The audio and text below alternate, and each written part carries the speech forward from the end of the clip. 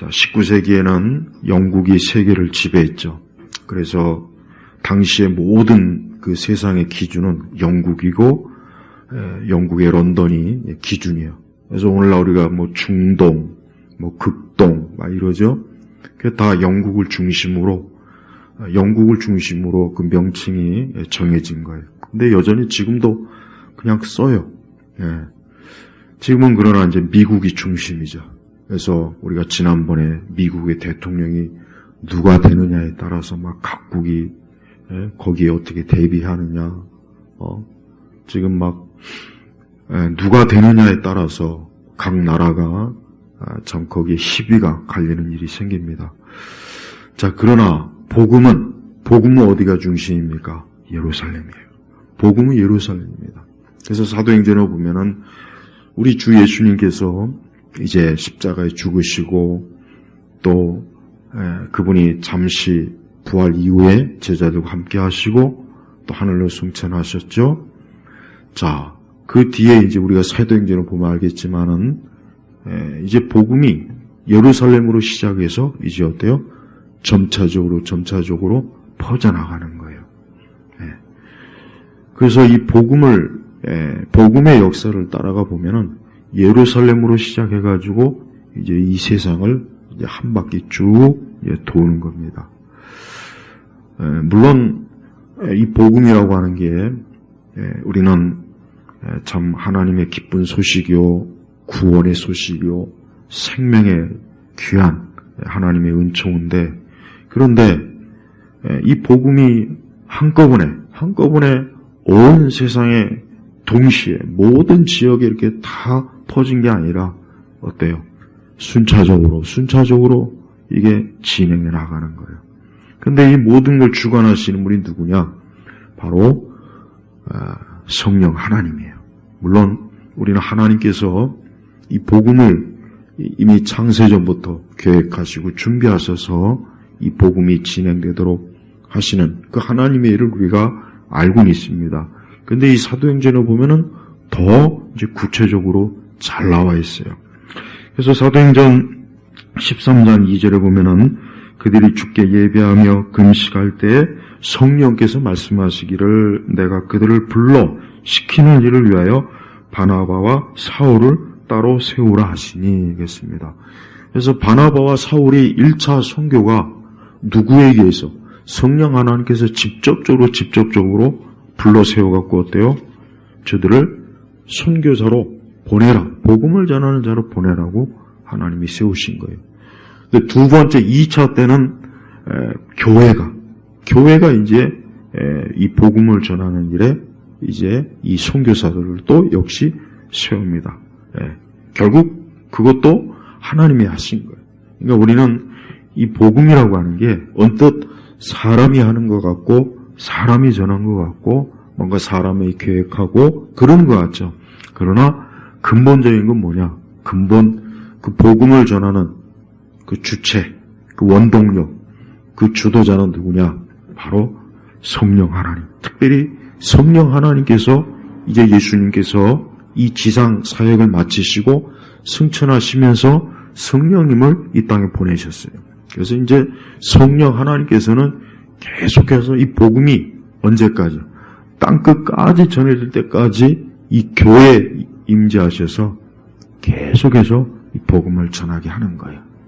그래서 우리 그리스도인들은, 우리 교회는 꼭 우리가 알아야 될 게 언젠가는 이 지상의 복음 사역이 끝나요. 끝나는 거예요. 이게 영원히 이 복음 사역이 진행이 되는 게 아니에요. 언젠가는 딱 정한 때가 되면 이제 성령 하나님께서는 이제 땅끝까지 우리 주님께서 제자들에게 말씀하신 것처럼 이제 땅끝까지 복음이 다 전해지는 것을 우리 성령께서 특히 주도적으로 이끄셔서 이 거룩한 이 구원의 이 소식이 하나님의 택한 모든 사람들에게 다 전해지도록 그렇게 역사한 것입니다. 그래서 오늘 보면은 사도행전 16절 보면은 바울이 데베와 루스드라에 이르니 마침 거기에 디모데라고 하는 제자가 있었는데 그는 믿는 유대 여자의 아들이었고 아버지는 헬라인이었으며. 자, 여기 우리 디모데 잘 알죠? 우리가 신약 서신에 보면은 디모데 전서에 있고 디모데 후서가 있죠. 근데 이 디모데가 우리 바울 사도의 이 제자예요. 그래서 바울 사도의 제자로 이 디모데는 그 어머니가 유대인이고 아버지가 헬라인이에요. 그래서 유대인은 어디 혈통을 따라갑니까? 목의 혈통이에요. 그러니까 유대인은 엄마가 유대인이면 그 사람은 유대인이에요. 근데 아버지가 유대인이고 엄마가 이방이면은 그는 이방인이에요. 그러니까 유대인들은 목의 혈통이래요. 목의. 그 굉장히 지혜로운 거죠. 엄마는 알잖아요. 여자는 알잖아요. 이 아이가 누구의 씨인지. 요즘 뭐 어떤 연예인이 막 여기저기 씨를 뿌리고 다니다가 지금 뭐 요즘 뭐 참 어려운 일을 많이 겪는데 봐요. 그러니까 유대인들은 자기네 혈통을 굉장히 지혜롭게 딱 알아차는 거예요. 그러니까 엄마가 유대인이어야 된다. 엄마가 유대인이면 걔는 틀림없이 유대인인 거예요. 그러니까 이 디모데는 유대인이에요. 유대인.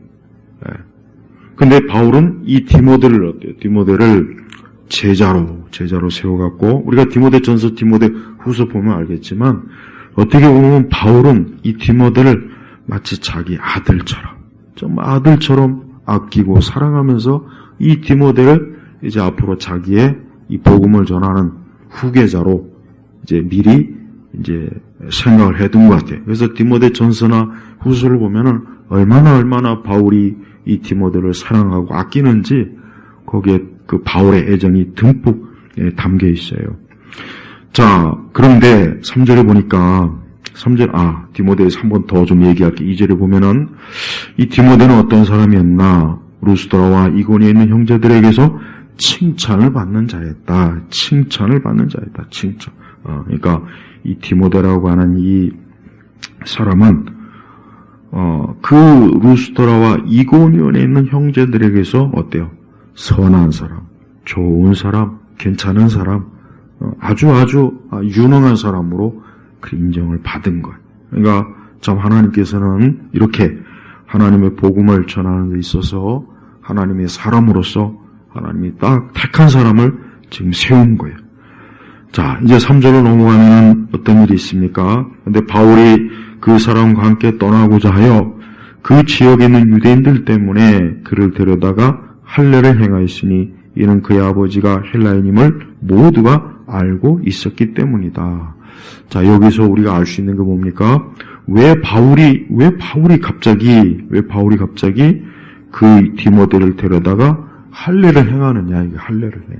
사실은 우리가 사도행전 15장에서도 봤지만은 할례는 구원받는데 아무런 어때요? 조건이 안 되잖아요.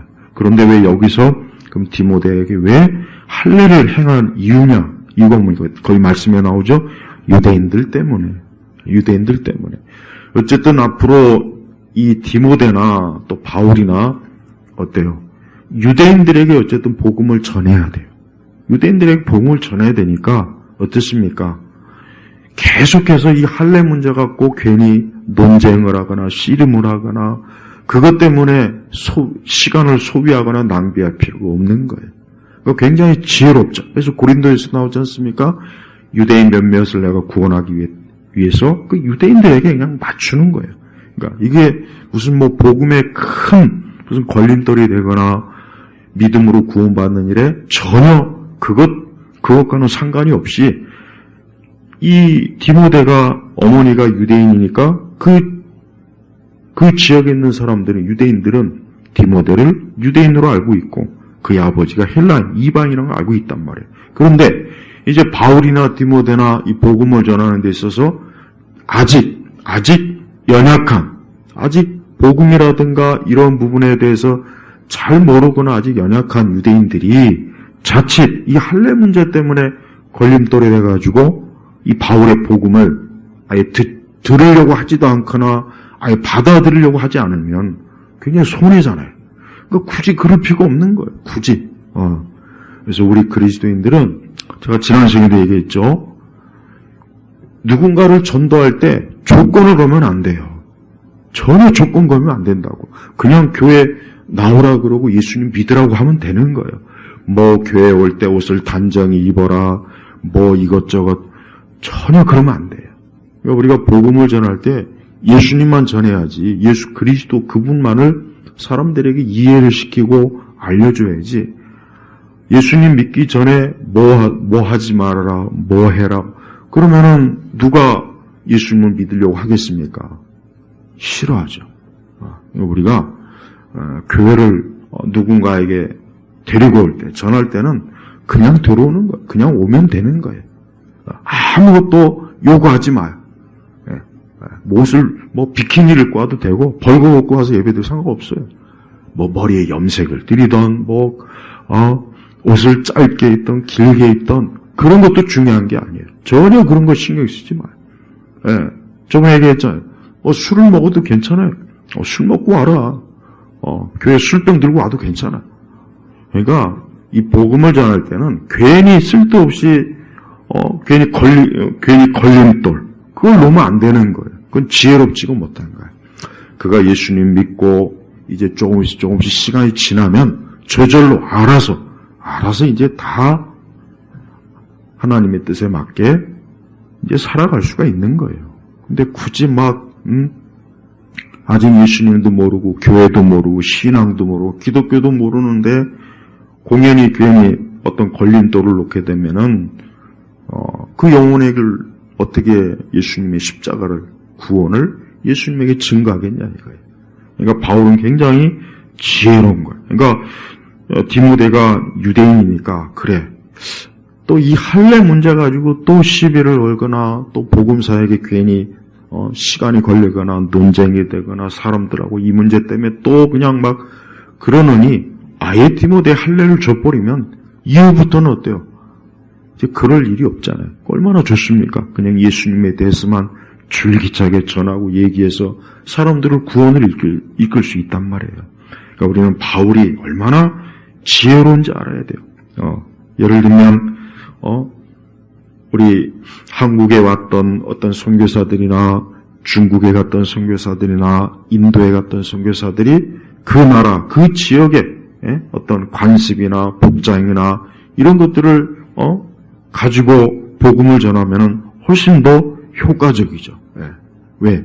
그 사람들에게 익숙하잖아요. 익숙한 거예요. 그러니까 우리가 이 복음을 전하는 데 있어서 우리 그리스도인들이 조심해야 돼요. 쓸데없는 걸림돌, 장애물을 우리가 놓고서 괜히 예수님을 오히려 더 믿지 못하게, 오히려 더 신앙을 가지지 못하게 그렇게 하면 안 되는 거예요. 근데 의외로 그런 일들이 많이 있어요. 많이 있다고. 그러니까 자칫 우리가 이제 오랜 신앙생활과 교회생활, 기독교인의 이런데 이제 관습에 있다 보니까 그걸 좀 이해를 아직 신앙이 없는 불신자들의 상태를 잘 이해를 하지 못해서 공연히 자기도 알지 못하는 사이에 괜히 걸림돌을 놓을 수가 있는 거예요. 그러니까 우리는 그러면 안 돼요. 하여튼 불신자 믿지 않는 사람은 진짜 말 그대로 교회, 기독교, 신앙에 대해서 아무것도 몰라요. 성경에 대해서 아무것도 모른다고. 또 그런 사람들한테 우리 기독교의 이런저런 관습이나 이런 거 그거 굳이 필요 없어요. 오직 그가 예수님이 우리의 죄를 위해서, 그 죄를 위해서 십자가에 죽으셨고 우리의 구세주라는 거, 이거를 잘 이해시키고 설득하고 이것을 믿게 하는 게 중요한 거지. 다른 게 뭐가 중요하겠어요. 그래서 바울이 그래서 이제 디모데에게 이제 할례를 준 거예요. 자, 4절 5절로 넘어가니까 이제 바울은 계속해서 어때요? 여러 성읍들을 두루 다니면서 예루살렘의 사도들과 장로들이 정한 규정들을 그들에게 주어 지키게 하였다. 사도행전 15장에서 정한 그거요. 그래요. 교회들이 믿음이 견고해지고 날마다 그 수가 늘어났다. 자, 보세요. 하나님께서는 이제 계속해서 어때요? 계속해서 교회를 세우고 구원받는 자를 하나님이 계속해서 어때요? 하나님의 능력으로 하나님이 이끄시는 거예요. 그래서 이제 이 교회는 굉장히 어때요? 가면 갈수록 이 복음의 성장이, 복음의 이 교회를 세우는 속도가 이런 것들이 굉장히 빨라져요. 그래서 사실 폭발적이 됩니다. 그러니 이 바울은 얼마나 그렇게 교회가 많이 세워지고 많은 사람들이 예수님 믿는 것도 중요하지만 또 중요한 게 뭡니까? 5절에 보니까 그리하여 교회들이 믿음이 견고해져야 돼요. 견고해져요. 그러니까 한 사람 한 사람이 예수님 믿는 사람이 많아지고 교회가 많아지는 건 좋지만 믿음이 약해지면 안 되죠. 각 교회나 우리 성도들이 믿음이 어때요? 하나님 믿는 믿음, 예수님 믿는 믿음, 부활의 믿음, 이 믿음이 굳건해야 돼요. 그래서 우리 성도들은 우리가 믿음 생활 그러죠. 맞아요. 우리 신앙은 믿음 생활이에요. 뭘 하든 우리가 이 땅에 사는 동안 믿음이 굳건해야 돼요. 믿음이 흔들리면 안 돼요. 야, 세상이 이렇대. 야, 정말 하나님이, 살아서 이걸 어떻게 하실까? 막, 하나님이 살아계신가? 하나님이 역사하시나? 하나님이 내 기도를 들어주실까? 이런 의심을 하면 안 돼. 그러니까 그런 의심이 들 때마다, 이거는 믿음의 싸움이구나. 내 믿음이 강해져야겠구나. 내 믿음이 약해지면 안 되는 거예요. 그러니까 우리 성도들은 뭐니 해도 성도들은 믿음이 있어야 돼요. 말 그대로 믿음이 있어야 돼요. 우리가 어떤 일을 맞이하든 어떤 일을 앞에 놓아있든 우리가 인생 전체를 볼 때도 그래요. 우리는 하나님을 믿는 믿음 가운데 사는 거예요. 믿음 가운데 사는 거예요. 내일을 알지 못하고 또 우리에게 어떤 일어난 모든 일들 가운데 하나님께서 이 모든 것들을 주관하시고 함께 하시고 이끄신다. 하나님께서 예비하신다. 하나님이 도우신다. 하나님께서 이 모든 것들에 대해서 주의 뜻이 있다. 믿음이에요, 믿음. 네. 또한 우리가 세상에서 우리가 여러 형태로 혹 핍박이나 어려움을 당해도 믿음으로 하나님은 살아계시기 때문에 우리를 돌보신다 하는 그 믿음을 가지고 우리를 살아야 돼요. 그래서 성도들은 믿음이 약해지면 그건 가장 안 좋은 거예요. 믿음이 약해지는 게 제일 안 좋은 거예요. 믿음이 약해지면 시험에 들어요. 일단 시험에 들고 또 영적으로 무너지고 세상을 사랑하고 또 하나님 앞에서 주를 사랑하고 열심히 섬기는 일에도 무너지고 그러니까 믿음이 약해지면 다 그렇게 되는 거예요. 마치 우리 몸에 면역력이 약해지면 모든 질병들이 우리 몸을 무너뜨리는 것처럼 성도들은 믿음이 강해져야 돼요. 그러니까 우리가 기도할 때 그 기도는 우리의 믿음을 강건하게 하고 또 그 믿음으로 또 기도하게 하고 또 하나님의 말씀도 우리에게 믿음을 주는 거예요.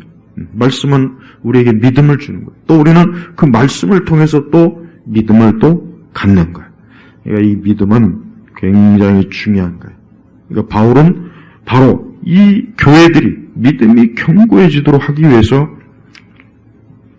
자기가 복음을 전했거나 선교했거나 하는 그 지역을 두루두루 다니고 그러면서 또 날마다 그 수가 또 늘어나는 거예요. 그러니까 하나님의 역사하심이죠. 자, 6절로 넘어가면은 성령께서 아시아에서 말씀을 전하는 것을 막으심으로 그들이 부르기아와 갈라디아 지방을 두루 다녔고 성령께서 아시아에서 말씀을 전하는 것을 막으심으로 그랬습니다. 자, 저는 사도행전 이 16절을 보면은 항상 늘 드는 생각이 왜 성령께서 아시아에 복음을 전하는 걸 막으셨을까? 왜 그랬었을까? 항상 그게 아쉬워요. 왜?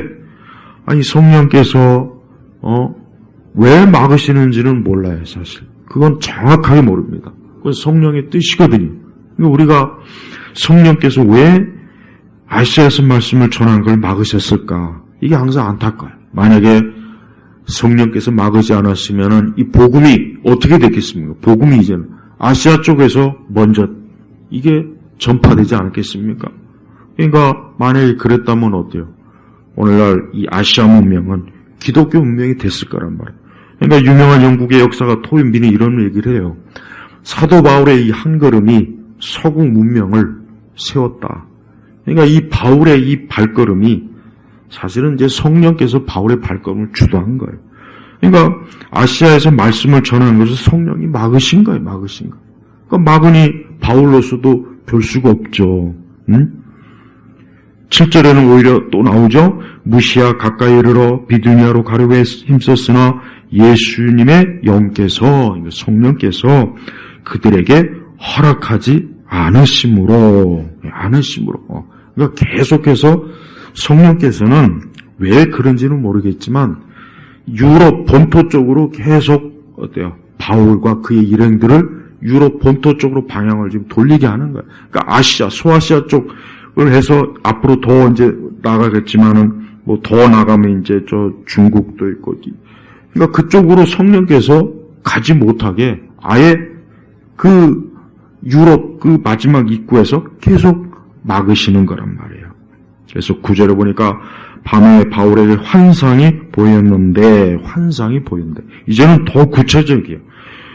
어떤 마게도니아 사람이 서서 그에게 간청을 말하기를 마게도니아로 건너와서 우리를 도우라 하였다. 예.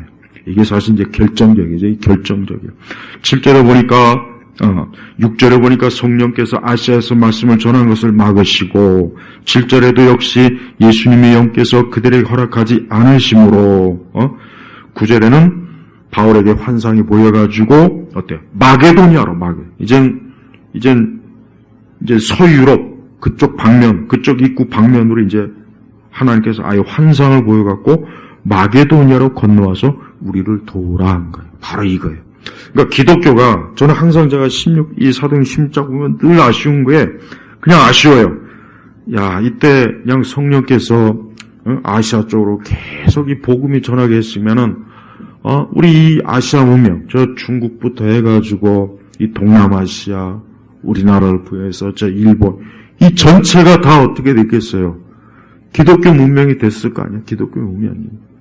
그렇다면은, 저 유교, 도교, 무속, 불교, 이런 온갖 이방 종교의 그 어둠에서 이 아시아에 있는 그 많은 영혼들이 시달리지 않고 예수님 믿었을 텐데 하는 늘 그게 늘 아시아. 근데 어떻게 하겠습니까? 복음의 주인 되신 주님께서 아시아 쪽으로 이 복음이 들어가는 걸, 이 선교사들이 들어가는 걸 막으시고 허락하지 아니하고 오히려 마케도니아 쪽으로. 그래서 이제 소아시아를 중심으로 이제 서쪽으로 이제 가는 그쪽으로 성령께서 이끄시는 거예요. 그러니까 우리는 제가 아까 서두에 얘기했지만 이 복음이 전파되는 것은 사람이 하는 게 분명히 아닙니다. 지금도 마찬가지예요. 지금도 물론 많은 선교단체나 교단이라든가 선교사들이 우리가 복음을 이번에 어떻게 전하고 사람이 계획은 세울 수는 있어요. 그러나 궁극적으로 항상 어떻게 됩니까? 선교하는 선교정책 담당자들은 언제나 늘 복음의 주인 되신 우리 주님께 기도해야 돼요. 늘 그분의 뜻, 그분의 계획이 어떤지를 알아야 됩니다. 우리가 역사적으로 보면은 리빙스턴은 원래 아프리카로 가려고 했는데 원래는 리빙스턴은 원래는 중국으로 가려고 했어요. 그러다가 아프리카로 갔고 윌리엄 캐리도 역시 남태평양으로 원래 가려고 했어요. 그러다가 인도로 갔단 말이에요. 그 다음에 그 유명한 저드슨 같은 경우는 원래 인도로 가려고 했는데 하나님께서 버마로 이끄셨어요. 우리나라 선교사 중에 장로교 선교자 그 유명한 분도 원래는 인도로 가려고 했는데 자기 학교 채플에서 한국 선교를 호소하는 어떤 분의 얘기를 듣고 선교지를 바꿨잖아요. 그러니까 봐요. 그러니까 이 선교의 역사를 보면은 사람이 계획은 세우더라고요. 오늘 이쪽 민족, 저쪽 민족, 저기 종족 그렇게 세우지만 정작 최종 결정은 하나님께서 결정해갖고 그쪽으로 가더라고요. 그러니까 바울이 최초가 되는 거예요. 그러니까 바울은 아시아 쪽으로 이제 복음을 전하려고 이미 계획이 세웠고 마음을 먹었어요. 그런데 성령께서 막으시는 거예요. 그쪽이 아니다. 그래서 결국은 환상에서 마게도니아 있는 사람이 건너와 우리를 도우라 했단 말이에요. 그러니까 바울은 거기에서 어때요? 순종한 거예요. 그러니까 바울은 거기에서 자기의 계획이나 자기의 뜻을 고집을 세우지 않고 주의 뜻이 우리가 아시아 쪽으로 가는 게 아니다 보니까 아시아 쪽이 아니라 이 마게도니아에서 우리를 도우라 하는 환상까지도 우리 주님께서 보여줄 정도면 이제 복음의 진로를 바꿔야 되겠구나. 그래서 결국은 어때요? 유럽 쪽으로 결국은 방향이 틀어지는 거예요. 그러니까 결국 우리가 알다시피 이 복음이 결국은 어떻게 됐습니까? 저 마케도니아 지방으로 서서히 가가지고 결국은 저 북유럽, 남유럽, 게르만, 그 다음에 그 다음에 저 나중에 영국, 그러니까 유럽 전체가 다 어때요? 결국 기독교 문명으로 역사가 진행되게 누구의 발걸음입니까? 바울의 그 한 발자국 발걸음이 이쪽에 그 아시아 쪽에 가려던 발걸음이 유럽 쪽으로 성령께서 돌리셔서 그 결과가 된 거예요. 그러니까 저는 항상 이 부분만 보면은 늘 아쉬워요. 왜? 특히 나는 우리나라. 왜 불교는 그렇게 또 일찍 들어왔고, 왜 또 유교는 또 들어와가지고, 어쩔 수 없죠. 중국 문명이, 그 영향을 가지고 있고, 나중에 인도를 통해가지고, 여러분, 기독교가 자꾸 모르는 사람들은 기독교가 서양 종교다 그러는데 아니요. 기독교는 동양 종교예요. 우리나라 초기 선교사들도 우리나라 사람들이 예수를 서양 귀신 그랬거든요. 서양 귀신. 아니죠. 예수님은 동양에 속한 사람이에요. 기독교는 엄밀히 얘기할 것도 없어요. 동양이에요, 동양. 근데 하나님께서 어때요? 우리 교회, 예수님의 복음을 서쪽으로. 그래서 결국은 이 기독교 전체 역사의 그 대부분을 어때요? 이 서구 문명권. 그래서 오늘날 우리가 알아야 될 것은, 물론 왜 이런 추측을 할 수가 있어요. 뭐냐면 아테네하고 가까워진 거예요. 그러니까 그리스 문명이 사실 우리 기독교를 뒷받침하는 데 있어서 굉장히 어때요? 좋은 주춧돌이 된 거는 사실이에요. 그래서 이 아테네와 멀어지는 것보단 더 가까운 쪽으로 어떻게 보면 이 복음이 더 가긴 맞는 거예요. 그래서 우리가 알다시피 이 복음, 이 기독교는 이 서구의 이 어떤 이성과 합리적 그리스 이런 것들이 사실은 굉장히 뒷받침을 많이 해줬어요. 그건 사실.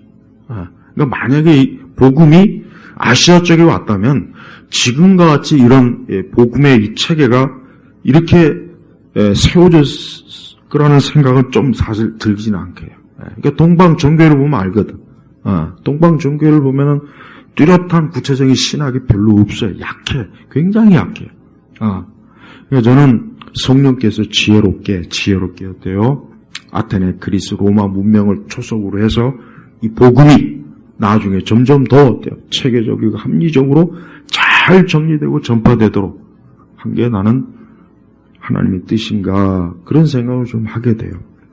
어쨌든 하나님께서는 이 예수님의 이 복음이 결국은 어때요? 서구 세계 먼저 자리를 잡고 그 다음에 그 복음이 어때요? 아메리카를 통해서 또 나중에 저 아프리카 또 이 아시아 그렇게 이 복음의 순서가 돌아가도록 하나님께서 역사하신 거라고 보면 될 것 같아요. 물론 우리 성령 하나님께서는 예수님께서 지상명령을 제자들이 하셨던 것처럼 온 땅에 결국은 복음을 전하는 게 하나님의 뜻이에요. 온 땅 끝까지 이게 하나님의 뜻이에요. 그러니까 우리가 명백하게 알아야 할 것은요. 인류의 역사는 복음이 전해지는 대로 되는 거예요. 우리가 그걸 알아야 됩니다. 인류의 역사는 경제사가 아니에요. 정치사가 아닙니다. 어떤 문화사가 아니에요. 인류의 역사는 복음의 역사예요. 복음의 역사. 이 복음을 통해서 하나님께서 어때요? 인류의 역사를 이끄시는 것. 그리고 이 복음이 다 전해지면 이제 세상 끝날이 오는 겁니다. 이게 성경에서 말하는 거예요. 그러니까 우리 성도들은 절대 세상의 역사학자들이나 문화학자, 인류학자들이 얘기하는 거 그게 썩 중요하질 않아요. 왜? 성경에서 하나님께서 세상을 주관하시는 분이 이 복음을 통해서 온 세상을 하나님이 주관하시는 건 말이에요. 19세기에 영국이 이 세상을, 이 세계의 거의 많은 대부분을 지배한 게 얼마나 이게 하나님의 큰 섭리인지 아십니까? 왜 그렇습니까? 영국은 물론 어떤 일반 세속 역사가들이나 많은 사람들은 영국이 제국주의자라, 제국주의적인 그런 행보를 했다고 하는데, 영국은 어딜 가든지 꼭 선교사를 꼭 보냈어요. 군인, 선교사, 탐험가, 이 셋이 항상 한 팀이었어요. 그러니까 영국은 대영 제국이라고 하는 것은 다른 게 아니에요. 기독교가 그만큼 어때요? 곳곳에 다 퍼졌어요. 그러니까 저는 하나님께서, 물론 로마도 하나님이 초창기에 쓰셨지만 특히 19세기에 이 영국을 통해서 이 복음이었대요. 이 복음이 계속, 아까도 얘기했잖아요. 리빙스톤도 그렇고 캐리도 그렇고 저드슨도 그렇고, 서구의 그 19세기의 그 서구의 그 선교 역사는 영국이 다 주도했다고. 그러니까 나중에 이제 20세기에 넘어와서 이제 미국이 그걸 이어받은 거예요. 지금도 마찬가지예요. 그러니까 나는 19세기에 영국이 세계를 지배한 건 이건 하나님의 절대적인 뜻이었듯. 왜? 그들을 통해서 그 영국이 세계를 곳곳에 탐험가들이 가고, 군인들이 가고, 반드시 어때요? 선교사들이 갔단 말이에요. 그래서 복음을 전한 거예요. 우리가 그렇게 봐야 됩니다. 물론 세상의 역사가들은 그렇게는 안 보죠. 세상의 역사가들은 이제 영국이 제국주의, 침략, 이런 관점으로 봐요. 그렇지 않아요. 사실 네덜란드도 역시 마찬가지예요. 선교사들이 갔어요.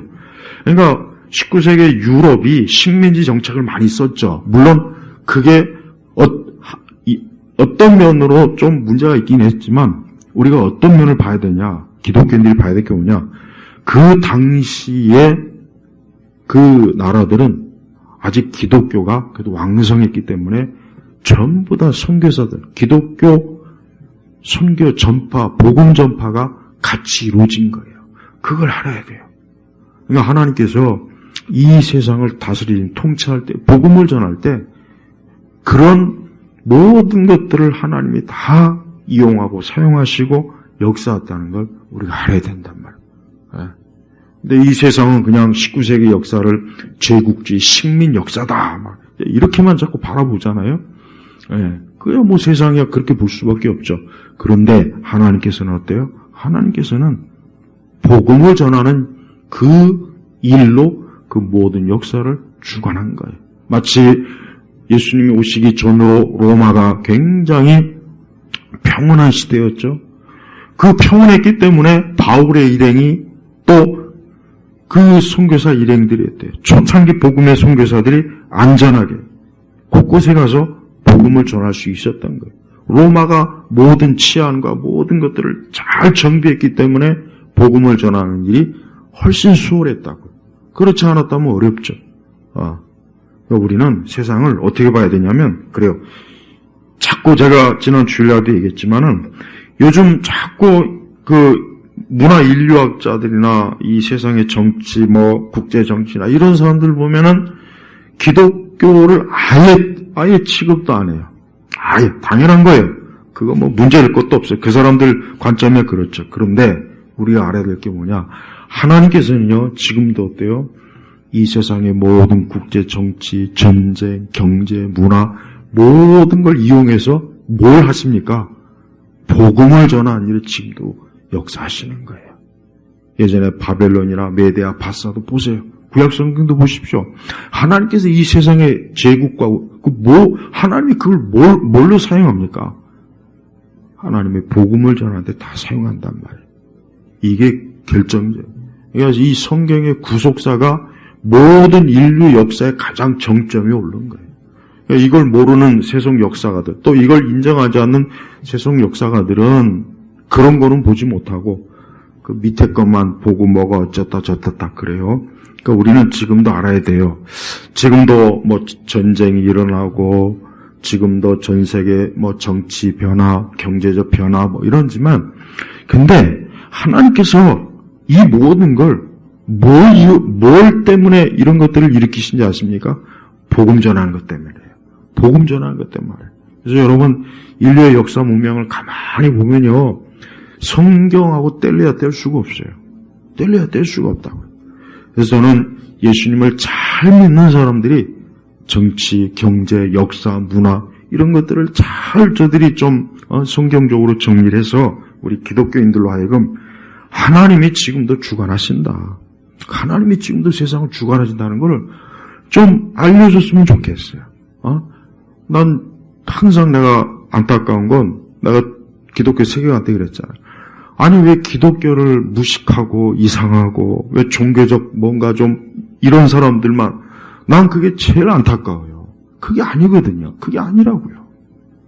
근데 그렇게 기독교를 만든 그 자들 난 그 사람들이 정말 참 나쁜 세력이라고 드는 거예요. 하나님은요 이 복음을 통해서 인류 역사를 진짜 이끌어 가십니다. 이거는 절대 내가 기독교인이니까 이렇게 얘기하는 게 아니에요. 진짜 그래, 진짜 그렇다고. 지금도 국제정치, 그거 결국 복음으로 다 복음의 역사에 복음의 역사 가만히 보면.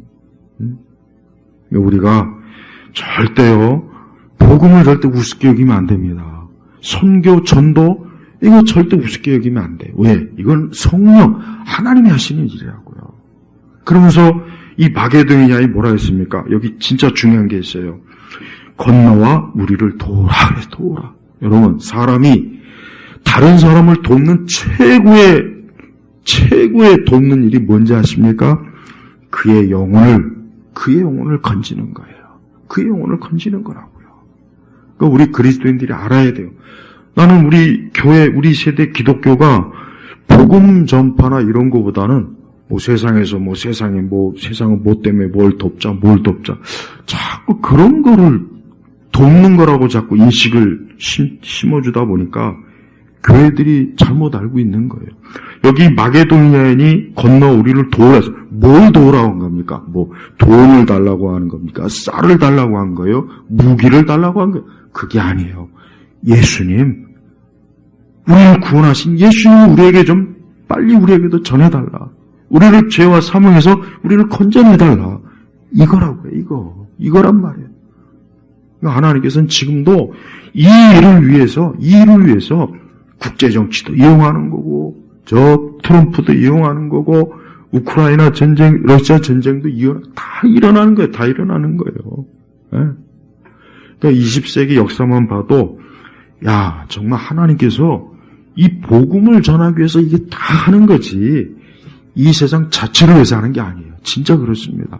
고대 역사는 말할 것도 없고, 고대 역사는 진짜 말할 것도 없고, 그러니까 우리 예수 믿는 사람들, 절대 우리의 신앙과 우리의 믿음과 우리의 복음이 촌스럽거나, 하찮거나, 별 볼 일 없거나, 우리 기독교도 세상에 많은 종교 하나뿐이지, 우리 기독교가 대단한가? 이런 생각하면 안 된다고. 절대 그런 생각하면 안 돼요. 그건 진짜 잘못된 생각이에요. 여러분, 이 사도행전 16장이 여기가 인류 역사의 2000년의 그 서구 역사가 여기서 출발하는 거예요. 지금도 그 영향을 우리가 받고 있잖아요. 앞으로도 받을 거란 말이에요. 근데 어떻게 많은 문화 인류학자나 이런 사람들 그 책 써는 거 보면은 내가 너무 어떻게 교회를 빼고, 그리고 알다시피 역사가 예수님이 태어난 전으로 역사의 기준이 있는데, 이제는 아예 그런 것, 어떤 역사학자들은, 이제 그런 거는 옛날에 그 썼던 방식이고, 이제 우리는 그런 거는 역사학자 지금 안 한다. 이런 식으로 이제 책에다 써놓고 그러더라고. 난 그런 걸 보면서, 아무리 당신들이 그걸 부인해도 역사의 주인은 우리 예수님이에요. 예수님이라.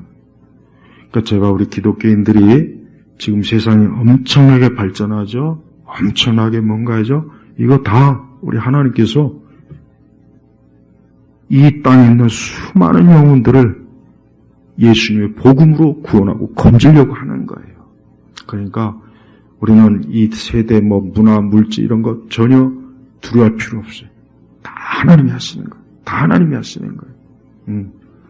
그래서 우리는 이 땅에 어떻게 되는지 예수 그리스도의 복음, 지금도 죄와 사망으로 저주받고 수많은 사람들이 죽음에 이르고 수많은 사람들이 소망 없이 살잖아요.